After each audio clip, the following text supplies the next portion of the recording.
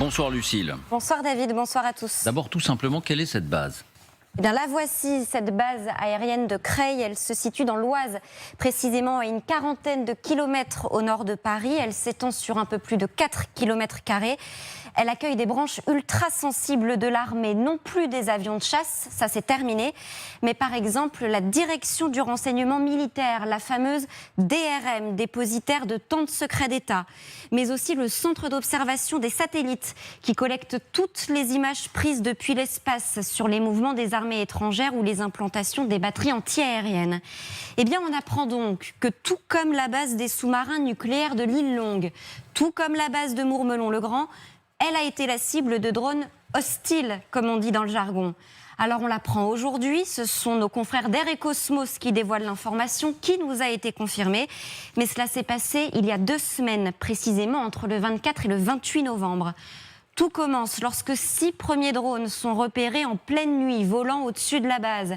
Les soldats sont surpris par le bruit caractéristique des drones, comparable à celui d'une tondeuse à gazon. Alerte générale, décision est prise de les abattre. Une fois bien positionnés, ils ouvrent le feu avec leurs fusils d'assaut. Dans le même temps, des hélicoptères décollent. Les drones esquivent les balles. Ils ne sont ni abattus, ni brouillés, ni désactivés. Ils battent en retraite.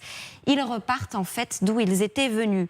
Mais ce détail compte, cette scène se serait reproduite au moins 4 fois, à chaque fois de nuit. Et ces mêmes drones auraient survolé la base encore le lundi. Autrement dit, ces intrusions seraient récurrentes. La panique a été telle qu'au petit matin, le personnel arrivant au bureau s'est retrouvé dans des embouteillages de plusieurs kilomètres de long. Une information de dernière minute, on vient d'apprendre qu'une enquête a été ouverte.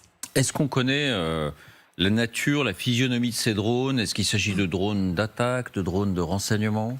Eh bien, l'armée n'a communiqué pour le moment aucune photo ni aucune donnée précise.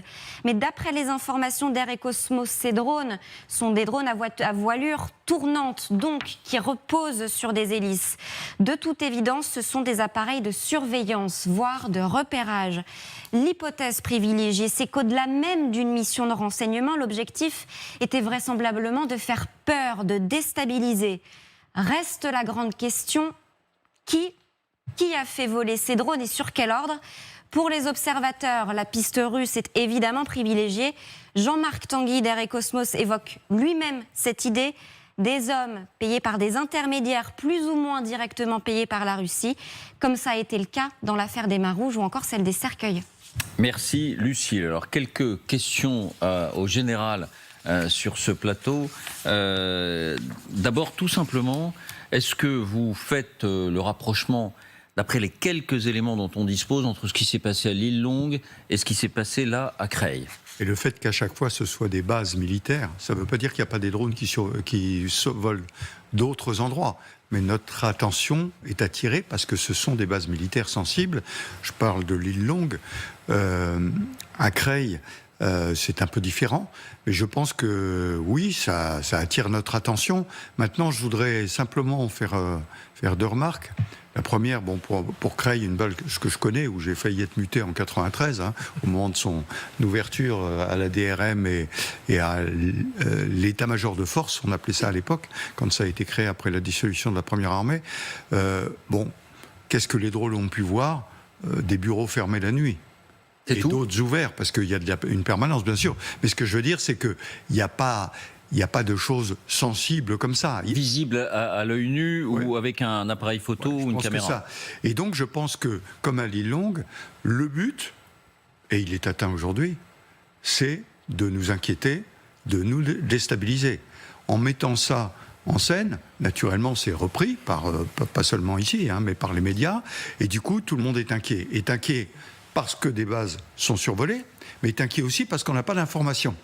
Or, le point clé, c'est quand on vous dit qu'il y a enquête. Quand il y a enquête, c'est normal, il n'y a pas d'informations. On ne vous les donne pas. La base de l'île Longue, moi, je ne sais pas. On sait qu'il y a eu probablement du brouillage des drones. Brouillage des drones, ça veut dire probablement en pilotage automatique, ils repartent et donc n'ont pas été interceptés. Mais peut-être un intercepté, j'en sais rien. Mais quand il y a une enquête, on ne fournit pas les éléments, et c'est normal.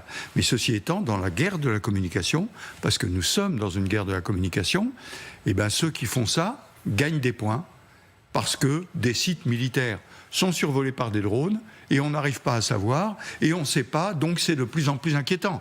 Si on savait, ça serait moins inquiétant. On ne sait pas, donc c'est de plus en plus inquiétant. Donc je pense que c'est vraiment de la guerre de la communication. Est-ce que vous iriez jusqu'à dire qu'il faudrait passer ça sous silence? Mais attendez, David, aujourd'hui c'est difficile. Difficile de passer complètement sous silence. Si vous ne le dites pas, une autre chaîne le dira, ou un journal le prendra, etc. Donc c'est très très difficile de ne pas... Mais sur ce plateau, je me permets de désanxioliser les gens. Attention, on cherche à vous inquiéter par ce truc-là, et les chaînes font leur boulot. On parle d'une information, on en parle. Voilà. Simplement, vous, dans le décryptage, faites attention. Les sous-marins nucléaires lanceurs d'engins ne sont pas en danger. La base de la DRM de Creil continue à travailler. Et ces drones ont rempli leur objet, qui était de vous inquiéter. Donc ne soyez pas inquiets, n'ayez pas peur, ce que je dis souvent. 2 petites questions, puis je vous donne la parole.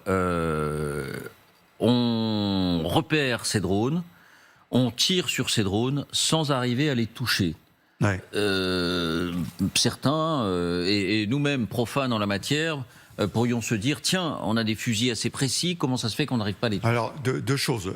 L'île Longue, ça a été des brouilleurs, hein, donc je ne sais pas ce qui s'est passé avec les brouilleurs, mais apparemment, ça a été des brouilleurs qui sont la meilleure arme pour tirer là-dessus. Sinon, la meilleure arme pour tirer là-dessus, c'est le fusil de chasse. Le fusil de chasse. Le fusil de chasse. Au sud Liban, il y a un drone israélien qui a survolé une patrouille française de la FINUL. Fusil de chasse, il a été détruit. Les Israéliens étaient furieux, mais ça a marché. Le fusil d'assaut, c'est pas une bonne arme pour tirer là-dessus. De nuit, c'est compliqué. En plus, on voit pas très bien. Je sais pas s'ils étaient éclairés, comment ils étaient éclairés. Mais le fusil d'assaut, c'est fait avec une balle pour tirer précisément à un endroit. L'avantage du fusil de chasse, c'est que c'est une gerbe, et sur des engins qui sont extrêmement vulnérables, hein, c'est très fragile, le drone, un fusil de chasse, ça a un effet plus important. Donc, sur la base de Creil, est-ce que les moyens sont mis en place, vont être mis en place, vont être transformés et tout, je n'en sais rien. Je pense que chaque fois qu'il y a des incidents, quels qu'ils soient, que ce soit ça, ou un franchissement de grillage, ou etc., des mesures sont prises pour adapter le dispositif. Et autre question, si ces drones avaient été des drones d'attaque, munis peut-être de mini-bombes ou de projectiles, est-ce qu'il se serait passé la même chose? C'est-à-dire on n'arrive pas à les atteindre, est-ce qu'ils auraient pu balancer quelque chose sur la base? Alors, un drone de surveillance, comme vous le disiez, armé d'une grenade, c'est jamais qu'une grenade simplement rajoutée, donc c'est possible. Ça peut très bien fonctionner. Maintenant... qu'est-ce qui pourrait casser là-bas? Je ne le sais pas. J'avoue que je ne suis pas retourné sur la base de Creil depuis longtemps. Donc je ne sais pas s'il y a par exemple des antennes paraboliques ou des choses comme ça qui pourraient être vulnérables. Isabelle, donc là, l'armée en l'occurrence, on comprend que le dernier survol remontait sans doute au 1er décembre. En tout cas que c'est il y a 8 jours environ. L'armée n'a pas communiqué. Elle a communiqué sur l'île Longue, elle n'a pas communiqué. Elle le fait aujourd'hui parce que ces informations, on l'a entendu, RA Cosmos, puis LCI les dévoile. Est-ce que vous rejoignez Dominique en disant, bah oui, parce qu'on n'a pas intérêt à montrer qu'on est vulnérable, peut-être? Oui, mais je crois qu'il y a encore... de nombreuses autres attaques qui n'ont pas été dévoilées. Le fait est, on n'est pas encore sûr que ce soit la Russie, mais on observe visiblement et véritablement une très très forte augmentation depuis quelques semaines et quelques mois des attaques hybrides menées par la Russie. C'est clair et net, c'est tous les jours. Donc je pense qu'on n'est même pas au courant de la moitié des survols de drones qui ont lieu en France. Alors la Russie, c'est vrai, a fait d'énormes progrès en compétences droniques. Je ne sais pas si on peut parler comme ça, la compétence dronique, mais enfin vous... Et donc elle a de nombreux drones à envoyer partout. Et la Russie profite du momentum du chaos politique qui est créé par les négociations qui s'enlisent. Et la Russie essaye d'appuyer sur tous les leviers pour essayer de faire vaciller les pays qui soutiennent l'Europe et de déstabiliser l'Union européenne. Et c'est vrai que la France est une cible particulière, à la fois parce que elle vit une crise politique qui fragilise ses dirigeants, et à la fois parce qu'elle est en pole position pour le soutien à l'Ukraine. Aujourd'hui... c'est bien les opinions publiques qui sont visées. Et donc c'est bien les opinions publiques, et à travers les opinions publiques, c'est le gouvernement. Ce sont aussi les partis politiques. C'est-à-dire qu'on vise les opinions politiques pour qu'elles fassent pression sur les gouvernants, et on attise aussi les partis politiques qui fonctionnent comme des caisses de résonance au message russe. Et c'est vrai qu'il y a en France des partis politiques qui sont favorables aux thèses russes, peut-être plus qu'ailleurs, parce qu'en France on a à la fois l'extrême droite et à la fois l'extrême gauche. Donc en fait il faut arriver au même pour Moscou. Encore une fois, si c'est Moscou, on n'a pas la certitude, mais c'est quand même la marque du Kremlin. Il faut enrayer le soutien à l'Ukraine et déstabiliser l'Union européenne. Précipiter la fin de cette guerre et imposer la paix russe. Grégory, est-ce qu'il faut s'habituer en attendant à ce genre de survol ? Je crois que oui, et pas qu'en France, en Europe aussi. Et ce qui est intéressant, c'est de voir effectivement les différentes réactions. Souvenez-vous, au moment de Copenhague, ces aéroports danois qui étaient fermés à cause de ces essaims de drones, les autorités avaient quand même assez rapidement pointé du doigt la Russie, il l'avait dit. Regardez en Pologne, Tusk, le Premier ministre, avait tout de suite dit s'il faut abattre des drones venus de Russie, on le fera. Donc il y avait un discours extrêmement ferme en disant on ne se laisse pas impressionner. On voit que dans d'autres pays, on est un peu plus réticent à pointer du doigt Moscou. C'est le cas en Allemagne, qui a connu aussi des survols d'aéroports et d'installations sensibles. Et on voit que le chancelier Merz est très prudent dans ses déclarations. Un peu pareil en France. Je pense que pour ne pas attiser l'inquiétude, voire la peur que le général évoquait, il faut avoir une réaction très mesurée sur ces survols. Ils existent.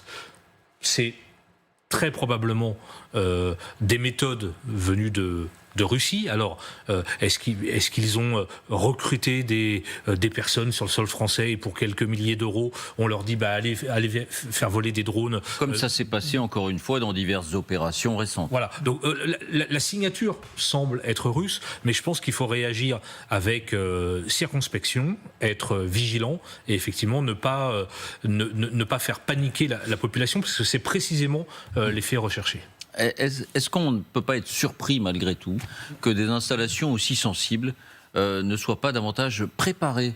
Et encore une fois, Russie ou pas Russie, parce que l'autre scénario, c'est pourquoi pas imaginer des plaisantins qui s'amusent à essayer à faire réagir même les médias eux-mêmes. D'ailleurs, on a déjà vu ça dans d'autres registres dans le passé. Est-ce qu'on n'est pas surpris malgré tout par le fait que ces bases militaires ne soient pas davantage protégées? Je ne sais pas si c'est votre questionnement. Il y a quand même beaucoup de choses surprenantes. Moi, je suis saisie par la légèreté avec laquelle l'armée communique, ou plutôt ne communique pas. Elle nourrit une espèce d'anxiété. En ne voulant rien dire, je suis désolée, je comprends qu'on veuille cacher nos vulnérabilités, mais en même temps, on peut aussi dissimuler des failles dans notre protection. Et ça pose tout un tas de questions. On a quand même eu des drones qui ont survolé l'île Longue. L'armée dit d'abord il y a eu des tirs. Alors tout le monde comprend qu'on les a abattus, puis ensuite on comprend que non. Tir, ça veut dire simplement qu'on a appuyé sur un bouton pour un brouilleur. Vraisemblablement, ces brouilleurs n'ont pas fonctionné, car sinon les drones seraient allés s'abîmer hors de la zone. On n'en sait rien. On ne les a pas retrouvés. On n'a pas retrouvé les débris. C'est bien pour ça qu'on est incapable de dire aujourd'hui d'où viennent ces drones, quelle est la provenance. Oui, des Russes, mais en fait, on n'en sait rien. Et l'armée non plus n'en sait rien. Vous n'en savez rien. On n'en sait rien. Vous n'en savez rien. On ne sait pas si l'armée ne sait rien. J'ose espérer, comme nous restons dans un pays démocratique, qu'au minimum, la commission de la défense de l'Assemblée nationale se verra apporter des explications, offrir des éléments que nous n'avons pas, et je trouve ça complètement normal, mais qu'il puisse y avoir un minimum de contrôle démocratique sur ce qu'on sait, ce qui se passe,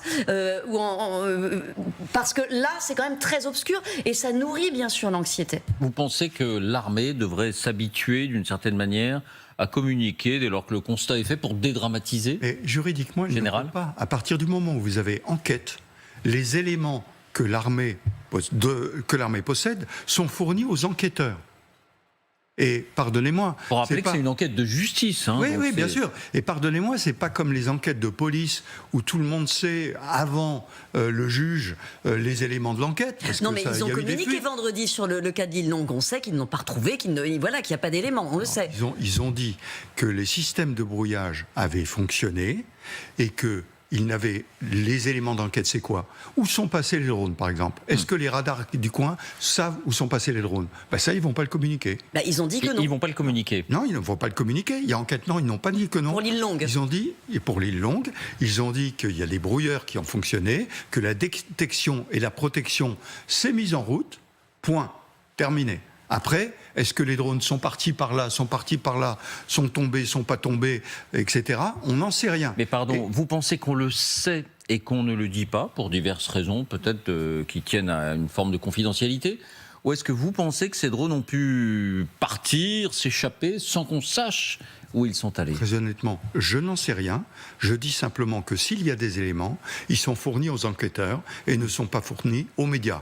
Voilà ce que j'ai à dire. Je ne parle pas des médias, là, je parle de parlementaires, que les médias n'en soient pas informés. Les parlementaires, pas plus, tant que la commission ne s'est pas saisie du sujet et n'a pas demandé qu'on lui donne les éléments devant, elle n'en aura pas. En tout cas, quel que soit le commanditaire, quels que soient ceux qui lancent ces drones vers des installations militaires, ça montre quand même une certaine vulnérabilité. Oui, bien sûr. Et ce qui explique aussi peut-être le silence un peu gêné des autorités militaires, parce que, comme vous le disiez, c'est quand même surprenant qu'on puisse aller survoler l'île Longue. Moi, j'ai toujours imaginé que c'était... Regardez, on met bien des filets anti-drones au-dessus des prisons. Que ne le fait-on autour des installations sensibles pour éviter que des drones, même munis d'une petite caméra, puissent les survoler? Ouais. Non, je pense que sur cette affaire de drone, il y a deux choses. La première, c'est que les drones qui survolent, c'est un événement nouveau. Il y a 3 ans, on ne se préparait pas du tout à avoir des drones qui viennent survoler en permanence. La deuxième, c'est qu'est-ce qu'on voit? Je le répète. Sur le Creil, je ne sais pas très bien ce qu'ils voient, à part des bureaux. Voilà. Ensuite, sur l'île Longue, les sous-marins, je rappelle que les sous-marins, ils sont soit en plongée, il y en a un en plongée, soit ils sont dans des abris, on ne les voit pas. Donc, qu'est-ce qu'on voit sur l'île Longue?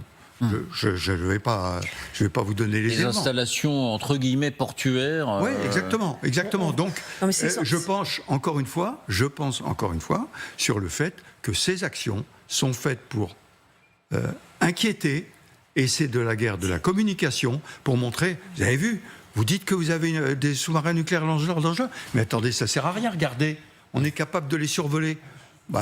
Elles n'ont pas d'intérêt stratégique. Voilà, exactement. Elles ont un intérêt. C'est essentiellement psychologique. Un petit drone ne va pas, parce qu'il survole l'ADRM, aspirer absolument à l'intégralité des informations de l'ADRM. Donc c'est essentiellement psychologique. Et le général l'a rappelé, c'est vrai qu'il y a 3 ans, il n'y avait pas de drone, mais surtout, il n'y avait pas de drone russe. Et c'est là une rupture commandité par des Russes, pour être plus précis. Oui, vous avez raison. Parce qu'ils ne viennent pas d'une base militaire russe, ces drones. Et c'est vrai que la progression russe en matière de drones a été notamment en Europe, fulgurante, en partie grâce à l'aide de l'Iran. Mais elle a été absolument fulgurante. Et maintenant, la Russie est devenue un pays de drones, forcé par la guerre en Ukraine et forcé de s'adapter aux drones, à la production de drones ukrainiennes. Mais est-ce que vous dites, Isabelle, est-ce qu'il faut l'ignorer superbement parce non, mais il ne faut pas paniquer pour un drone qui survole le bureau de la DRM. Hein. Mais non, mais ce que se dit le public aussi, c'est qu'un drone, il peut aussi survoler un événement public, un festival. Ça soulève quand même beaucoup de questions, et légitimement. Oui, on revient, il y a une guerre hybride est lancée contre la France par la Russie, et les gens ne le comprennent pas. Les Jeux Olympiques, on avait quand même une bulle au-dessus de Paris et au-dessus des principaux sites. Oui, alors les Jeux Olympiques, les Russes ont finalement décidé de ne pas agir parce que l'espace des Jeux Olympiques était tellement sécurisé et on avait fait tellement attention à cette menace que ça a été jugé visiblement contre-productif. Parce qu'on en avait tellement parlé, c'était voilà. Donc c'est vrai que donc ils sont pas passés à l'attaque à ce moment-là. Et dernier point peut-être là-dessus, est-ce que si on décide de réagir, si l'armée décide de réagir, est-ce qu'il existe des moyens techniques aujourd'hui pour empêcher ce type de survol? Alors, sur des zones comme ça, on a donné ces 4 hectares, je crois. Hein. Oui, 4 km². Ouais. Donc 2 sur 2. Hein. Voilà. Donc, si vous voulez, on parlait tout à l'heure des Jeux Olympiques, on a fait une bulle, on a des moyens absolument colossaux hein, pour ça. Est-ce qu'on va faire ça sur toutes les bases qu'on a? Non, c'est pas possible, tout simplement. Donc, la question, c'est quelle est la vulnérabilité et quels moyens on doit mettre en place pour contrer les attaques qu'il pourrait y avoir sur cette vulnérabilité.